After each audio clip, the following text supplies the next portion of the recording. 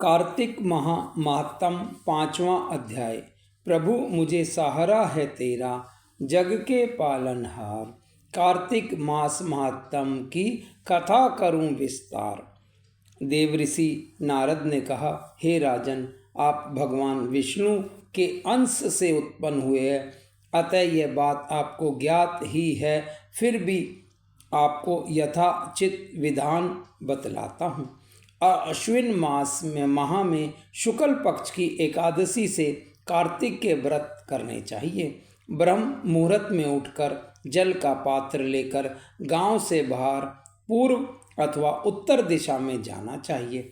दिन में या सायंकाल में कान में जनेऊ चढ़ाकर, पृथ्वी पर घास बिछाकर, सिर को वस्त्र से ढककर, मुंह को भली भांति बंद करके, थूक व सांस को रोककर मल व मूत्र का त्याग करना चाहिए। तत्पश्चात मिट्टी व जल से भली भांति अपने गुप्त अंगों को धोना चाहिए। उसके बाद जो मनुष्य मुख शुद्धि नहीं करता, उसे किसी भी मंत्र का फल प्राप्त नहीं होता है। अतः दांत और जीभ को पूर्ण रूप से शुद्ध करना चाहिए और निम्नलिखित मंत्र का उच्चारण करते हुए दातुन तोड़नी चाहिए। हे वनस्पतये, आप मुझे आयु, कीर्ति, तेज, प्रज्ञा, पशु संपत्ति, महाज्ञान, बुद्धि और विद्या प्रदान करो। इस प्रकार उच्चारण करके वृक्ष से 12 अंगुल की दातुन ले। दूध वाले वृक्षों से दातुन नहीं लेनी चाहिए। इसी प्रकार कपास, कांटेदार वृक्ष तथा जले हुए वृक्ष से भी दातुन लेना मना है। जिसमें उत्तम गंध आती हो और जिसकी टहनी कोमल हो, ऐसे ही वृक्ष से दंत धावन ग्रहण करना चाहिए। प्रतिपदा, अमावस्या, नवमी, छठी, रविवार को चंद्र तथा सूर्य ग्रहण में दातुन नहीं करनी चाहिए। तत्पश्चात भली भांति स्नान करके फूलमाला, चंदन और पान आदि पूजा की सामग्री लेकर प्रसन्नचित्त व भक्तिपूर्वक शिवालय में जाकर सभी देवी देवताओं को की अर्घ्य, आचमनीय आदि वस्तुओं से पृथक पृथक पूजा करके प्रार्थना एवं प्रणाम करना चाहिए। फिर भक्तों के स्वर में स्वर मिलाकर श्री हरि का कीर्तन करना चाहिए। मंदिर में जो गायक भगवान श्री हरि का कीर्तन करने आए हो, उनका माला, चंदन, तांबूल आदि से पूजन करना चाहिए, क्योंकि देवालयों में भगवान विष्णु को अपनी तपस्या, योग और दान द्वारा प्रसन्न करते थे। परंतु कलयुग में भगवत गुणगान को ही भगवान श्री हरि को प्रसन्न करने का एकमात्र साधन माना गया है।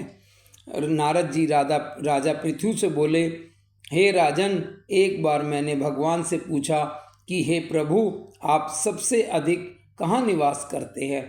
इसका उत्तर देते हुए भगवान ने कहा, हे नारद, मैं बैकुंठ या योगियों के हृदय में ही निवास नहीं करता, अपितु जहाँ मेरे भक्त मेरा कीर्तन करते हैं, मैं वहाँ अवश्य निवास करता हूँ। जो मनुष्य चंदन, माला आदि से मेरे भक्तों का पूजन करते हैं, उनसे मेरी ऐसी प्रीति होती है जैसी कि मेरे पूजन से भी नहीं हो सकती।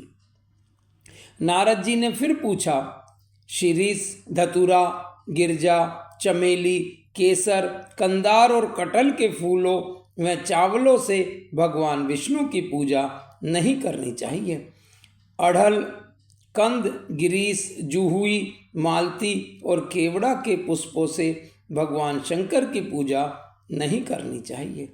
जिन देवताओं की पूजा में जो फूल निर्दिष्ट है, उन्हीं से उनका पूजन करना चाहिए।